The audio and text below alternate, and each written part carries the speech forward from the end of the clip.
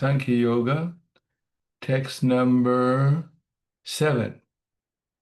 First, let's offer a obeisance to Srila Prabhupada. Namo Vishnu Padaya Krishna Prasthaya Bhute Srimate Bhaktivedanta Swami Namane Namaste Saraswati Deve Kauravani Vacharane Nirvishesha Srinivadi Paskatyade Siddharane Chidatmana Prasantasya Paramatma Samahita Chitoshna Sukadukeshu Tatamana Pamanayo. Translation and purport by His Divine Grace A.C. Bhaktivedanta Swami Srila Prabhupada. One who has conquered the mind, the super souls are reached, he has attained tranquility. To such a man, happiness and distress, heat and cold, honor and dishonor are all the same. Purport. Actually, every living entity is intended to abide by the dictation of the Supreme Personality of Godhead, who is seated in everyone's heart as Paramatma. When the mind is misled by the external, illusory energy, one becomes entangled in material activities. Therefore, as soon as one's mind is controlled through one of the yoga systems, one should be considered to have already reached the destination. One has to abide by superior dictation. When one's mind is fixed on the superior nature, he has no alternative but to follow the dictation of the Supreme. The mind must emit some superior dictation and follow it. The effect of controlling the mind is that one automatically follows the dictation of the Paramatma or the Supersoul. This transcendental position is at once achieved by one who is in Krishna consciousness. The devotee of the Lord is unaffected by the dualities of material existence, namely distress and happiness, cold and heat. This state is practical samadhi or absorption in the Supreme. So the text again, Chitatmana prasantasya paramatma samahita chitoshna sukadukeshu tatamana pamanayo. For one who has conquered the mind, the super soul is already reached, for he has attained tranquility. To such a man, happiness and distress, heat and cold, honor and dishonor are all the same. Oma Gyanatmanandasya Gananjana Salakaya Chakshura Militam Yena Tasmai Shri Guruve Namaha. Since Arjuna is fighting on a battlefield, words such as jita are used, conquering, because the material world is a battlefield for the soul. The two armies are Maya and Krishna. Just like Arjuna was fighting on behalf of Krishna, and Krishna on the opposing Arjuna and the Pandavas with the army of Duryodhana, who more or less in Maya. Therefore, in the Bhagavad Gita, Krishna generally divides the material world into those who are enlightened and those who are in darkness. Those who are in darkness think that they're enlightened, and that those who are enlightened are in darkness. And those who are enlightened, they think that they're enlightened, and that those who are in ignorance are in darkness. Therefore, Krishna said, what is night for all sentient beings is a time of awakening for the self-controlled. And what is night for the self-control is a time of awakening for all living beings. In other words, everything centers around the ahankara, the false ego. If we think with this body, then naturally we'll think that my goal in life, as Krishna says, chintyam aparayam cha pralayantam upashitya kama pavoga paramo etavam iti nishchita asha pasha shiterabhada kama krodha parayana ihanti kamabhogartan anyayen artha sanchaya. So that's the 16th chapter of the Bhagavad Gita. And let's see, contents 16.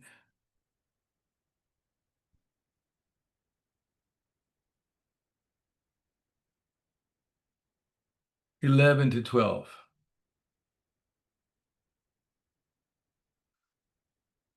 They believe that to gratify the senses is the prime necessity of human civilization. Thus, until the end of their life, their anxiety is immeasurable. Being bound by a network of hundreds of thousands of desires and absorbed in lust and anger, they secure money by illegal means for sense gratification. If sense gratification could actually satisfy the soul, then it would actually be the goal of life. But since the goal of life is to find eternal satisfaction, therefore sense gratification would not be adequate to actually fulfill the goal of the soul. Everyone wants permanent happiness that goes on forever. Of course, anything that's permanent will go on forever. But in order to achieve that, one wants knowledge. Now, generally speaking, as Krishna had said in the Bhagavad Gita, people understand that by performing one's duty, then one will get some satisfaction. In the modern society, that means if we go to work every day and get our paycheck, then we can buy what we need.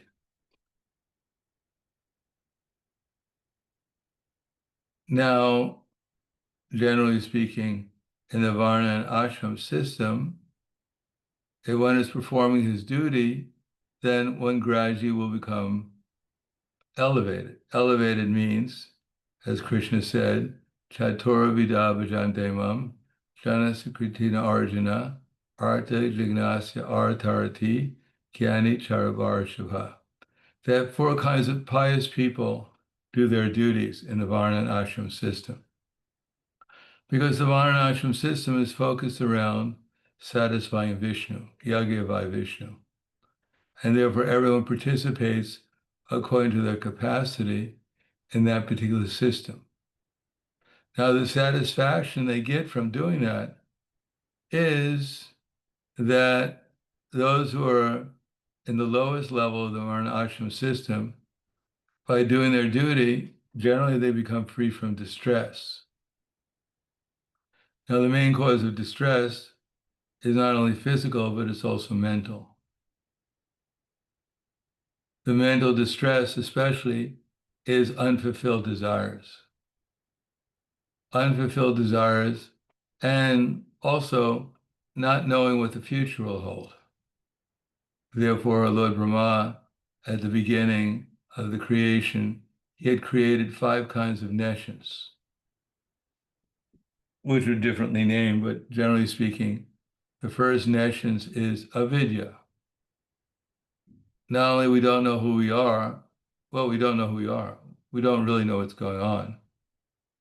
Just like Lord Brahma was sitting on the lotus flower, and at that time, there was no electricity. Not only there was no electricity, there were no light bulbs. Therefore, he was in complete darkness. He didn't have an iPhone that had a flashlight on it, so he was just sitting there in darkness. He didn't know what was going on. Now, he's Lord Brahma. He is the most pious person in the universe, and yet he had no idea what was happening. Luckily, he was a little curious, so he started to climb down the lotus stem on the flower that he was on, because there was no one to tell him anything. Because if there's no one to tell you anything, then you think you're free. But he wasn't really satisfied with that kind of freedom, because there's nothing to do on the lotus flower. So he climbed down, and before he got to the bottom of the lotus flower, he heard the words, Ta and Pa, two of the letters of the Sanskrit alphabet. And he decided to go up the lotus flower, back to the lotus flower, because the lotus flowers to sit on are quite comfortable. They smell nice. So although there was nothing to do, it was quite comfortable sitting there. And Lord Brahma, he had practically, his father was Narayan, so he had quite a good body to begin with, so he could sit down comfortably. And he just meditated on tapa. That was his austerity. Now, Lord Brahma didn't have any internet. He had no Facebook. He didn't have any bad association. Therefore, there was nothing else to think about except for tapa. And he meditated upon that for a long period of time. And then Krishna revealed the spiritual world to him. Therefore, his life was rather simple. And therefore, he wasn't very disturbed by anything because there's nothing to be disturbed about. Couldn't complain about anything because there's nothing to complain about. In any case, Krishna then says that apuryamanam achala pratishtam samudram apa pravishati yadvat tadvat kamayam pravishanti sarve sashantim apnoti nakama kami. Person is not disturbed by the incessant flow of desires that enter like rivers into the ocean, which is always being filled and is always still, can alone achieve peace, and not the man who strives to satisfy such desires. So that's chapter 2, text 70. So what is our real problem in the material world? The real problem, of course, Krishna says to Arjuna that when Arjuna asks Krishna, why is it that I want to do what I think is right, according to my duty, but I wind up not doing it. I do something else. So Krishna says, Kama Esha, Krodha Esha, Rajaguna Samudbhava, Mahashano Mahapatma, Vidinam Ihivarinam. That's chapter 3, text number 36. He says it's lust only, Arjuna, born in the mode of passion, which later transforms into wrath, which is the all-devouring sinful enemy of this world. In other words, we may know with our intelligence what we're supposed to do, and we can easily do it, but lust, greed, anger steps in and starts preaching to us. Now, there's no better preacher in the universe besides Krishna than Maya.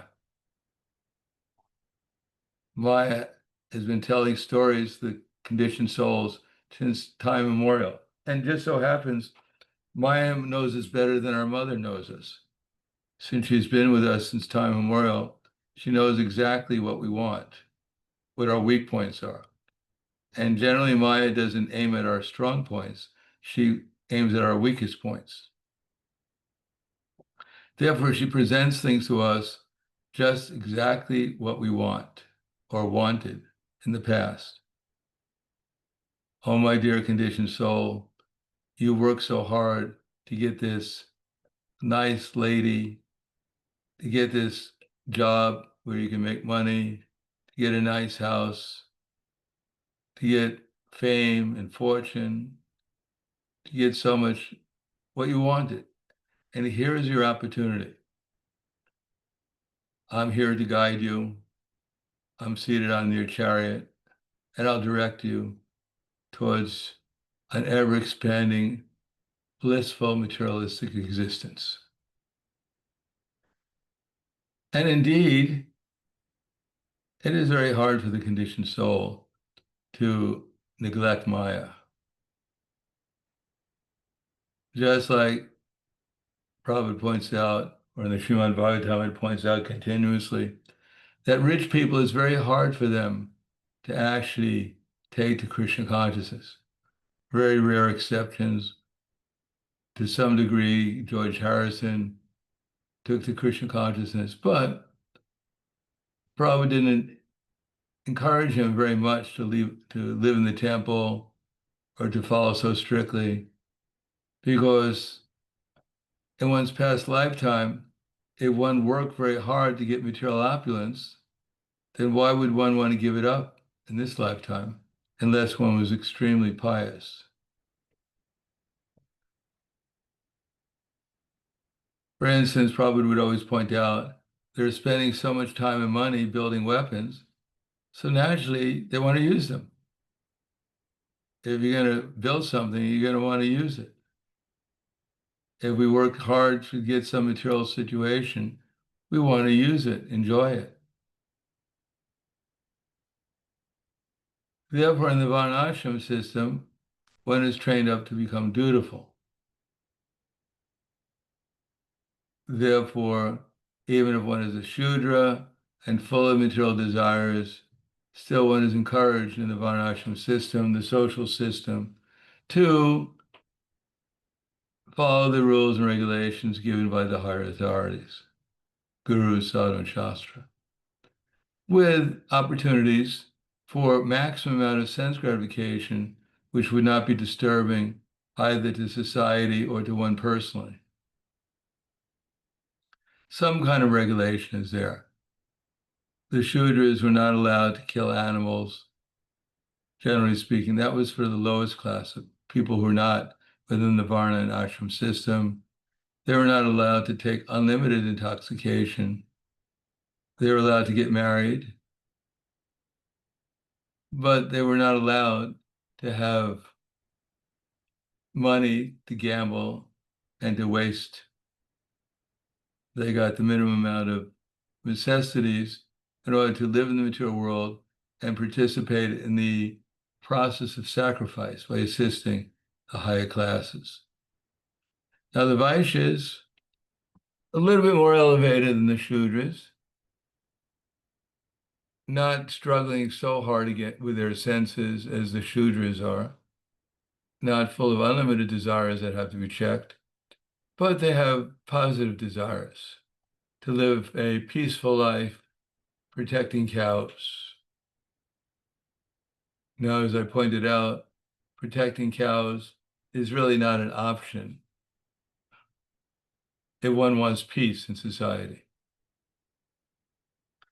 The Vaishyas have that much intelligence, because after all, as Krishna points out, we have to understand that there's no reason to have unlimited desires.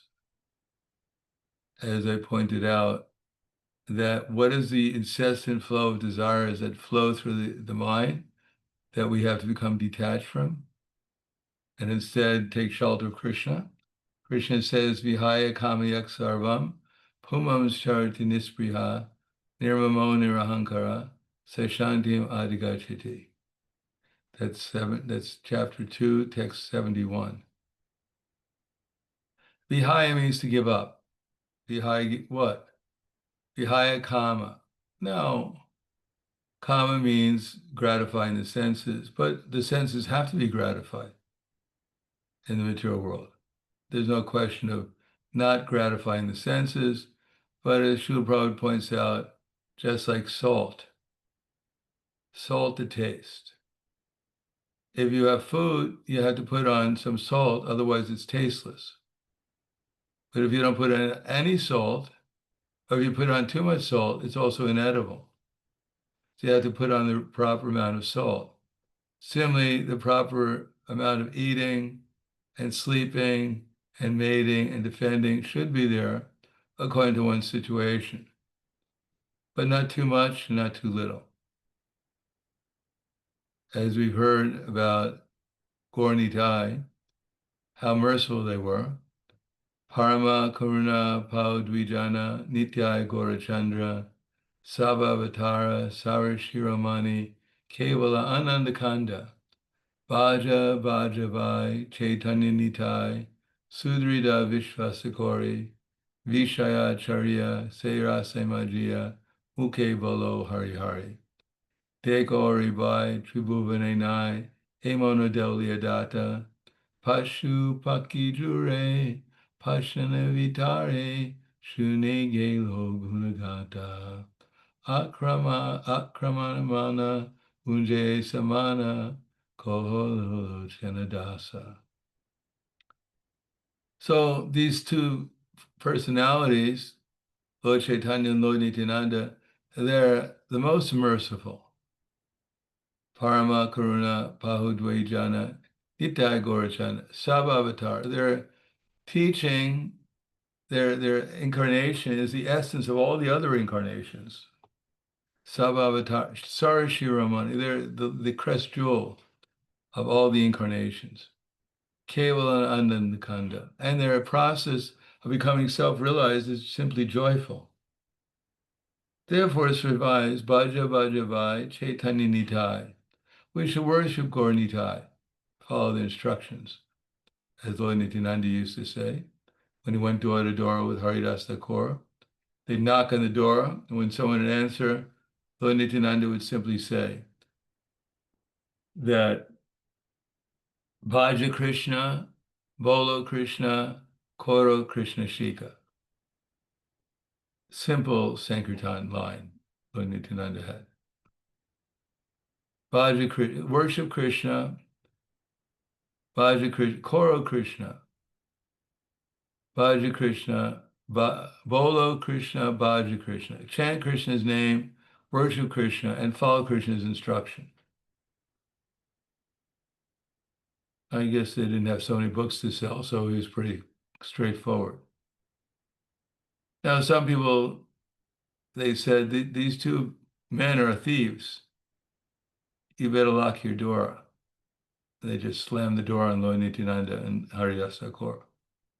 Others were very happy to hear this message, and they started to chant Hare Krishna because Lord Nityananda had asked them to. So they're the essence of all incarnations, and their process is simply joyful. Chant Hare Krishna's name, worship Krishna, and follow Krishna's very nice instructions. Now, Vishayacharya Seira Semanjit. We don't have to give up sense gratification. That's not possible. But it should be regulated. So our minds are not disturbed one way or the other by too much or too little sense gratification. So what's the proof that it works? In other words, why should we accept this process? Is there any evidence that shows that the process works? So Narottam Das Thakur, he says, Deka Origa Vai, Tribhuvanena.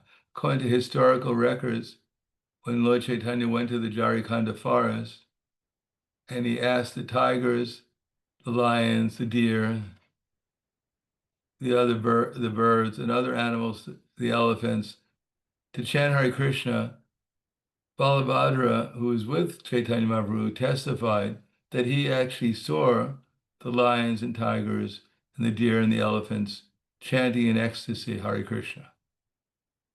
Some of them were rolling on the ground in ecstasy, and even the tigers and the deer were embracing with each other and kissing. Now that's cooperation. Now, if the tigers and the deer can cooperate, certainly we in human form of life should be at least on the level of tigers and deer. Prabhupada said in the forest, there are some animals which are very ferocious and others are more gentle. So in the jungle of modern civilization, there are some very fierce human beings. They're called adira. And there are others who are more gentle, dhiras. But Chaitanya Mahaprabhu proved that even the worst voracious animals and the most gentle animals could actually cooperate in the Sankirtan movement. Just like the six Goswamis demonstrated the same thing in their lives.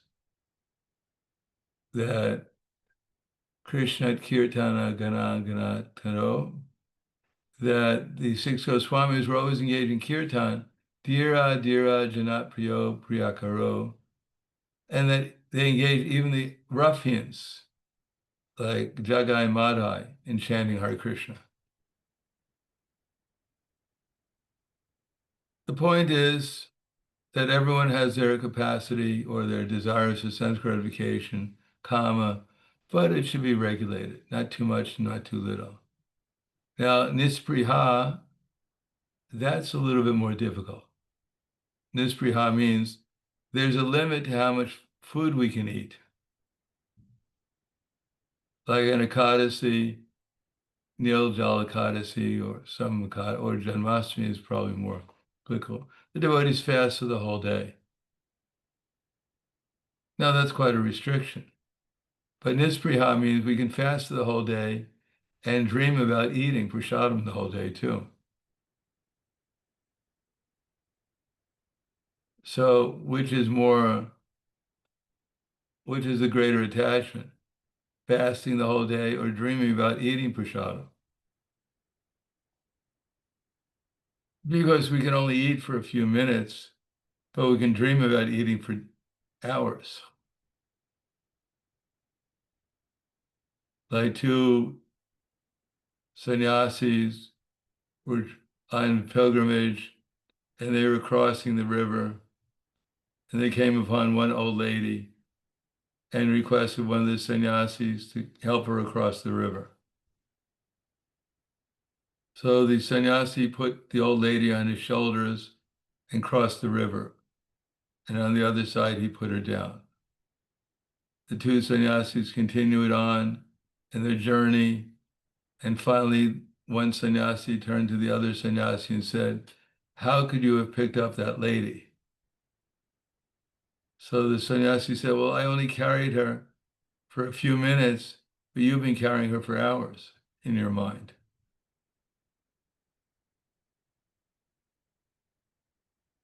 Therefore, nispriha, there's no limit to the desires and the dreams that the mind can come up with. So that's more difficult to conquer, to get rid of. And that's when it's determined to actually replace those desires with Krishna, because everything has to be replaced. The lust for sense gratification has to be replaced with the lust to become Krishna conscious. The hankering we should hanker for Krishna instead of hankering for temporary things. We should lament, but we should lament that we don't have Krishna. So we can't give up hankering and lamentation. We just have to change the object, that's all. And eventually we have to become greedy to become Krishna conscious. And then we'll also be an illusion, but we'll be in yogamaya illusion. Being Krishna is just our beautiful friend, rather than Krishna is a non-existent personality. So in the spiritual world, no one takes, at least in Goloka Vrindavan, no one takes the fact that Krishna is God very seriously. They think he's just a beautiful cowherd boy. And here, no one takes Krishna seriously either. They think he's just an ordinary person. The difference is here, people are envious of Krishna, and there, they're in love with Krishna. Same thing. Here, in the same way as I sometimes point out, we're not this body, but we don't take it seriously. Although we know it's true, but it's not really a big concern for us. Big deal, we're eternal. So what? I have so many things to do in the material world. And when I finish them, then I'll take seriously that I'm not this body. This is illusion, as that famous story when Tukaram, as we've heard many times, Tukaram was going back to Godhead. He was such a nice devotee, such a propounder of the sacred Hari Nam movement in South India, that Lord Narayan personally sent a Vaikuntha airplane to take him and his wife back to the spiritual kingdom, even in his lifetime. And therefore, a Vaikuntha airplane appeared over the city where he was, and all the residents saw the Vaikuntha airplane. And they knew Tukaram's going back to Godhead. So Tukaram ran into his house and told his wife, "My dear wife, Lord Narayan is so kind. He sent a Vaikuntha airplane to take us back to Vaikuntha. Please come with me now." But she said, "Well, I have so much household work to do. Let me finish the household work first, and then I'll go to Vaikuntha." So Tukaram said, "Okay." So he went to the Vaikuntha airplane, boarded it. Vaikuntha airplane was taking off. Tukaram's wife thought, "Well, wait a second. He's leaving without me." So then she ran out just in time to see Tukaram waving goodbye, going back to Vaikuntha. And she was there and she had the time now to complete her household work.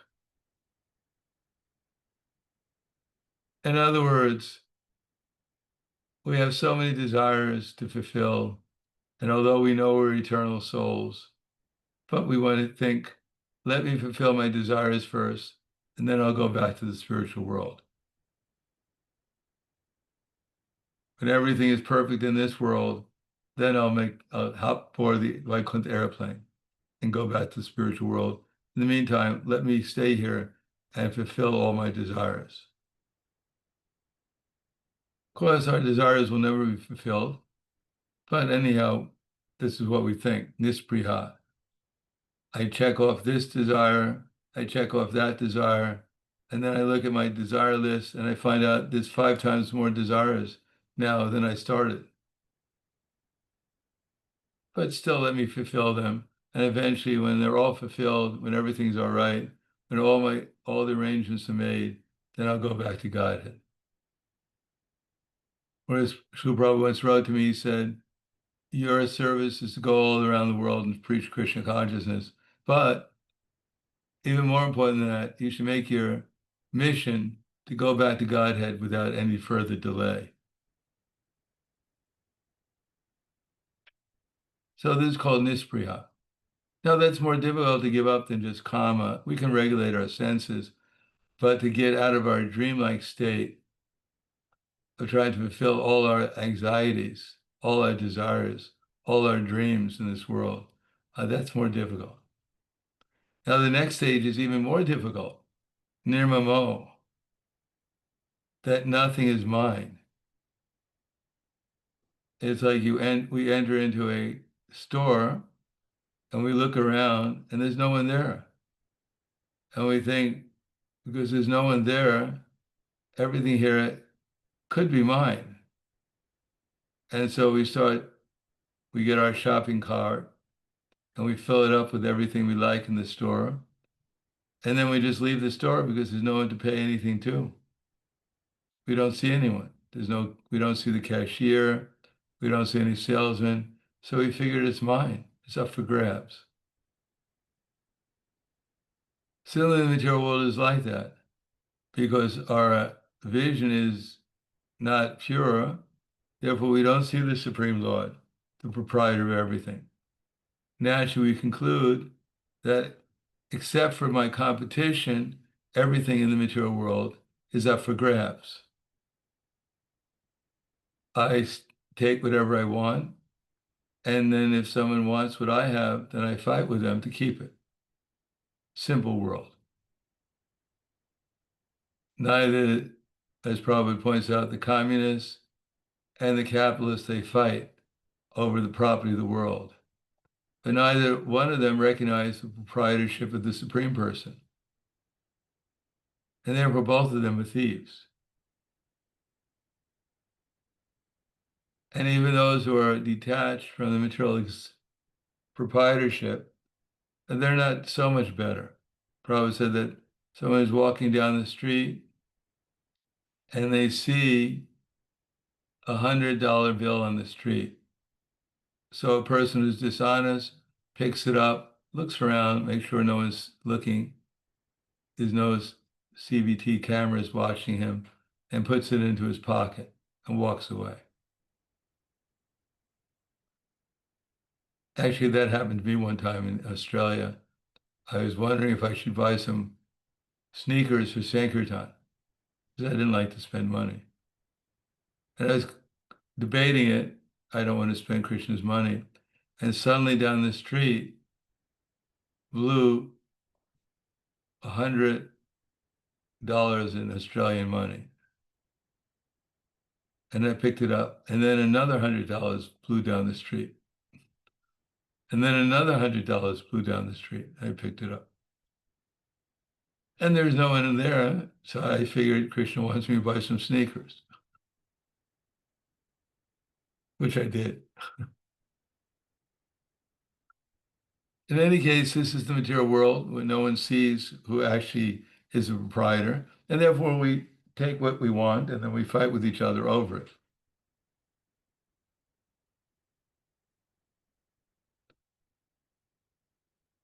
But actually, there is a proprietor. And therefore, Prabhupada said, an honest person, he picks up the money and then he goes and finds the person it belongs to. Of course, it would be very hard for me to go door to door in Australia, ask everyone, did you happen to lose $300 when it blew down the street? So I figured we'd use it in Krishna service.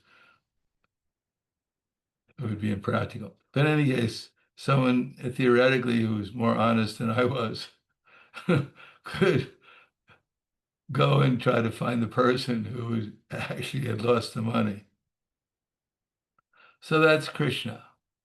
He's the actual proprietor.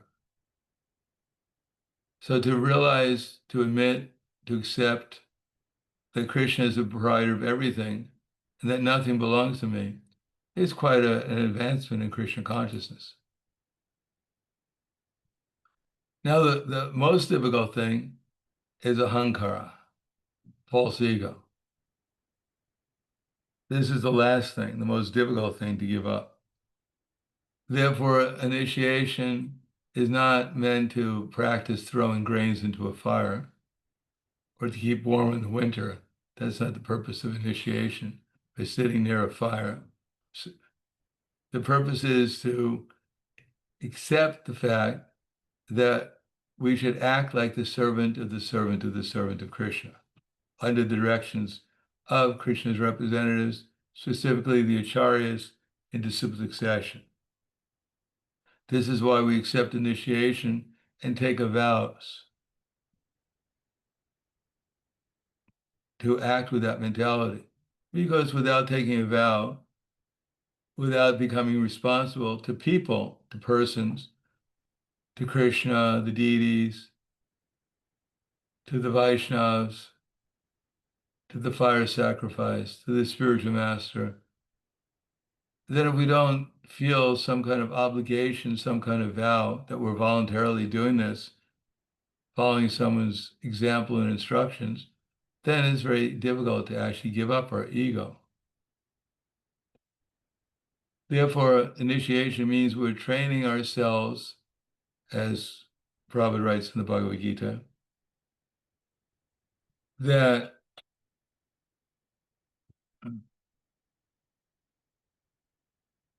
this is chapter 4, text number 34.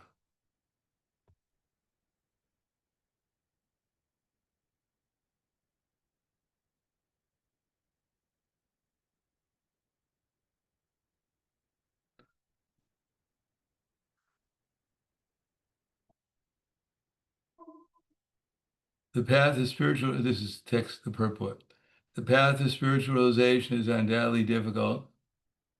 The Lord therefore advises us to approach a bona fide spiritual master in the line of disciple succession from the Lord himself. No one can be a bona fide spiritual master without following this principle of disciple succession. The Lord is the original spiritual master, and a person in the disciple succession can convey the message of the Lord as it is to his disciple. No one can be spiritually realized by manufacturing his own process as the fashion of the foolish pretenders. Therefore, to accept Krishna, accept our relation with Krishna, one has to at least theoretically accept that Krishna is God, and I should follow his instructions. The Bhagavatam says, Dharmam tu sakshat bhagavat pranitam. The path of religion is directly enunciated by the Lord. In other words, real religion is not just mental concoction or formulated by mental speculators. It's coming from Krishna. Therefore, mental speculation or dry arguments cannot help lead one to the right path. Nor by independent study of books of knowledge can one progress in spiritual life.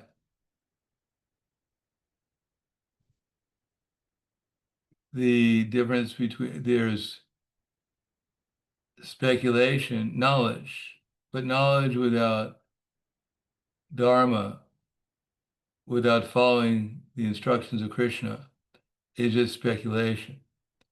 And following the instructions of Krishna without knowledge is just sentiment or fanaticism.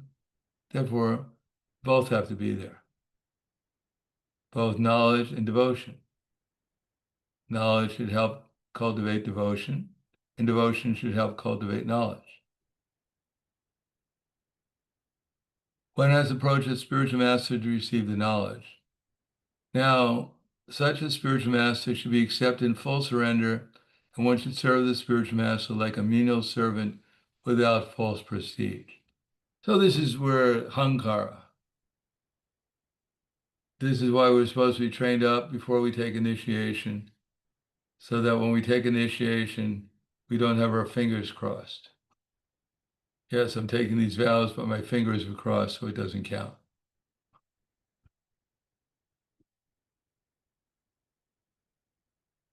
No, we have to full surrender. So we have to take initiation. It means to be trained up to become submissive to Krishna, ultimately, because the bona fide spiritual master simply repeats what he heard from his bona fide spiritual master in disciplic succession without adding anything or taking it away. If Krishna knows everything, there's nothing to add to what he says, nor is there any reason to take anything away from what he says. So to develop this spirit of surrender, we take initiation. But it says full surrender. Not that, my dear spiritual master, I know that I should surrender to you, but I have so many things I want. So let me ask you what you want me to do. And the spiritual master says, I would like you to do this. And the disciple says, well, I think you got it wrong. I'll give you another chance. Maybe I'll ask you again. What else would you like me to do? And then finally, the spiritual master says, what would you like to do? And then the disciple says, I'd like to do this. The spiritual master says, Tadastu, so be it. And then the disciple says, finally, you got it right. You've understood my heart. That's all right. At least they're following some instruction, even if it's their own instruction. But it's not the highest platform of surrender so far. Therefore, Prabhupada writes, one should serve the spiritual master like a menial servant. So no one came to the material world to become a menial servant. At least I know I didn't. We weren't in the spiritual world thinking, it's too good here. Let me go down to the material world and become a menial servant and suffer, get some new experience. No, we came here to become the lords of material nature, not to become the servants of the material nature, although that's what we've become. Without false prestige. Now, everyone has false prestige. Without false prestige, then everyone wouldn't be able to do anything. Everyone is proud of something. As it says, the pauper is proud of his penny. Even we're fallen, then we think we're the most fallen. As I said many times, one devotee told Prabhupada, I'm the most fallen. And Prabhupada's response was, "You're not the most anything." Another devotee said, "Prabhupada, Prabhupada, I'm the most fallen." And Prabhupada's response was, "If you're the most fallen, then why don't you do something about it?" But everyone has some reason to think that they're special.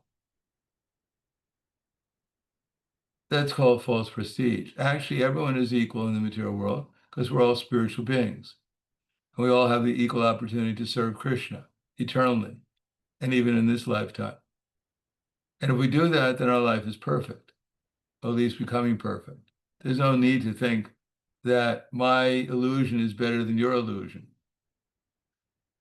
If you're in a jail and you're being beaten by the guards, and you think, well, I may be in jail, but my jail cell is prettier than anyone else's jail cell. So I have something to be proud of. As a matter of fact, when I put my jail cell in a contest for better jail cells, the most beautiful jail cell in the world, universal beauty of my jail cell, I won first prize. That I have the best jail cell in the whole universe. Something to be proud of. But after all, it's a jail cell.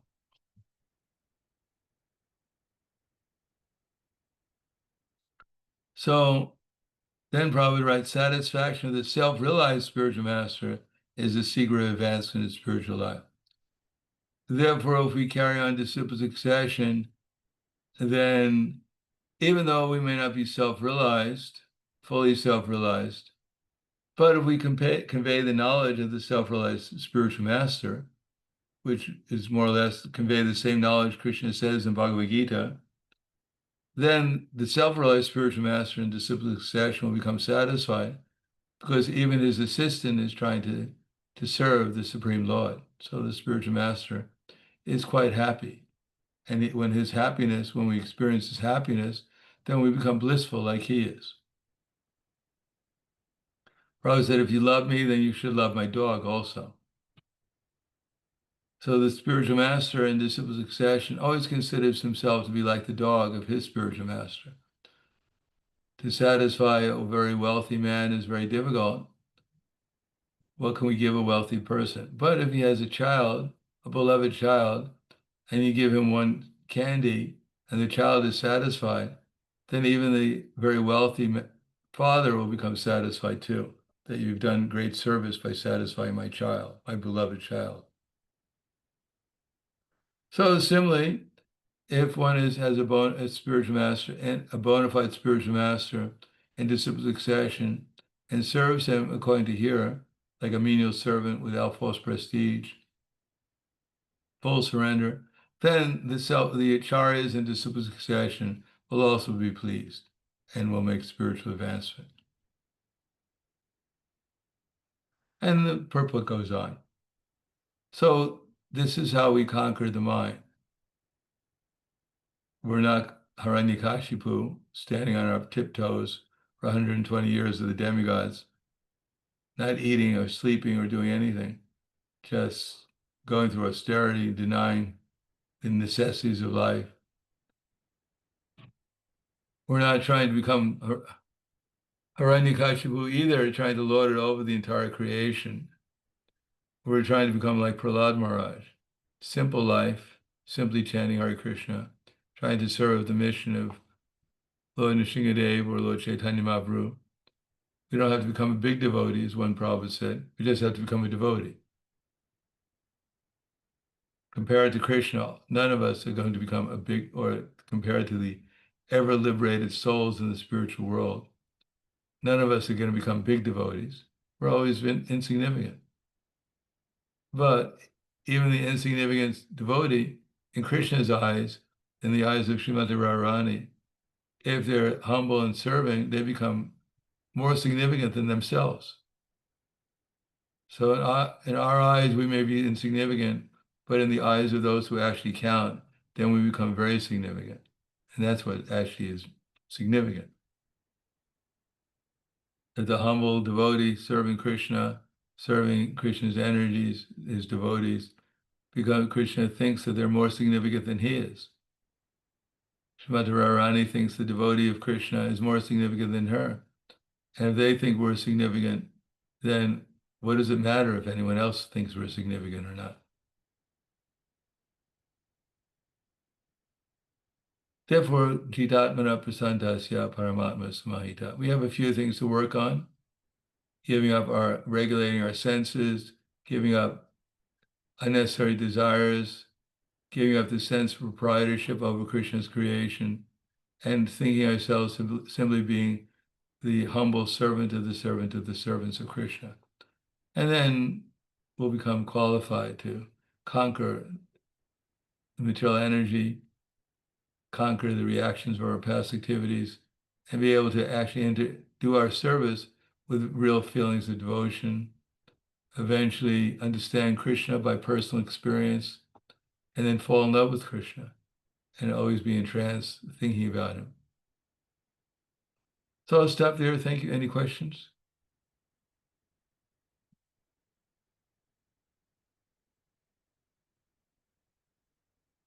Comments?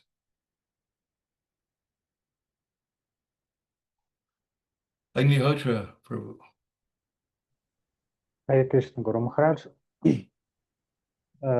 Подскажите, пожалуйста, сейчас в эпоху искусственного интеллекта все больше преданные используют для приукрашивания фотографий божеств, изменения, скажем так, образа божеств на фотографиях, и потом могут их распечатывать.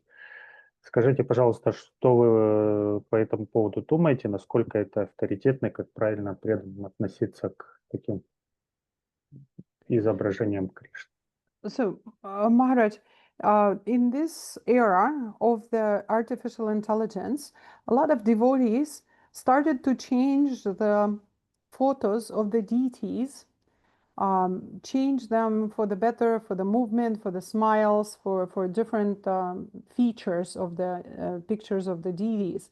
How should we properly, and they distribute those images. And how should we properly deal with those images, and what suggestions will you give to the devotees in the community how to deal with that? Excuse me one second. Come in. Devotees so the changing the pictures of the images of deities changed with artificial intelligence. Well, that sounds pretty artificial. Звучит очень искусственно. I don't know. I wouldn't change the pictures of the deities if I was, especially giving it to artificial intelligence. What kind of intelligence does artificial intelligence have? It's not spiritual. This idea, we think we can make the beautiful deities more beautiful. Maybe, but I think the devotee should try to do that, not artificial intelligence. In any case, what to do with them? I don't know. I think we should take pictures of the deities as they are and worship them. Just like they have labels of genetically modified. So we should have a label on the picture of the deity, artificially intelligence modified. So we have the proper, we know what we're seeing, what we're accepting, whether it's genetically modified or by artificial intelligence modified, so we can accept a pure picture rather than a modified one. Good for the spiritual digestion to have the real one rather than a modified one. Because Krishna is perfect. Why should any machine is going to make Krishna not more perfect. It's absurd. Their conception of what more beautiful is. Krishna is unlimitedly beautiful. How can you make him any more beautiful? Radha Govinda Devidasi. Hare Krishna Gurudev, thank you so much for the lecture. I wanted to confirm that you will be coming to New York October 15th to the 25th. Is that correct? I hope so, if I get my passport back. I expect to get my passport by then, though. My passport is expiring, so I have to, in order to buy the ticket, I first have to get my passport back. Okay. Okay.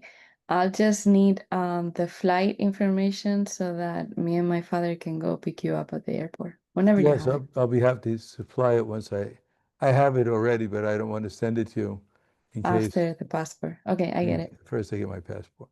Okay. Sure. Thank you so Okay. much. Thanks. Thakur Haridas. Hare Krishna, Guru Maharaj. Please accept my humble obeisances. Hare Krishna Hare Krishna. devotees, please accept my obeisances.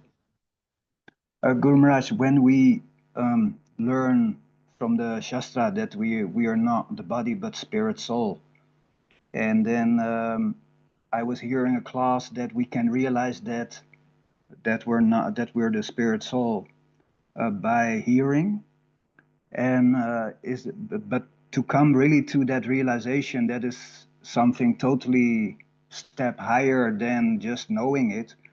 So is there any other advice Guru Maharaj can give how we can get more realization, soul realization?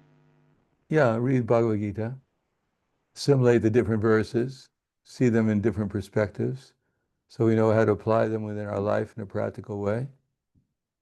And then with conviction, we should apply them to the best of our ability in both happiness and distress, honor and dishonor, heat and cold. Then as we become more skillful, we're able to fix our mind on Krishna and service to the devotees in Krishna in all circumstances. Then when we become more absorbed in Krishna consciousness, then we'll develop the qualities of a pure devotee, and all the realizations will come in full. The Bhagavad Gita is very practical in that sense, Guru Maharaj.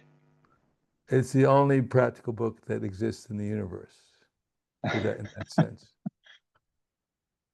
It's the essence of all the Vedic literature. It's the only science that exists. Everything else is different degrees of mental speculation. Thank you very much, Grantaraj, Yeah. Srimad Bhagavad Gita ki Thank you very jai, much. Prabhupada ki jai, Gaur Yeah. Premanande, Hari Bol. Thank you. Thank you very much, Maharaj. Thank you so much, Guru Maharaj. Спасибо огромное. Hare Krishna. Hare Krishna. Hare Krishna. Thank you very much, Kumaris. Thank you.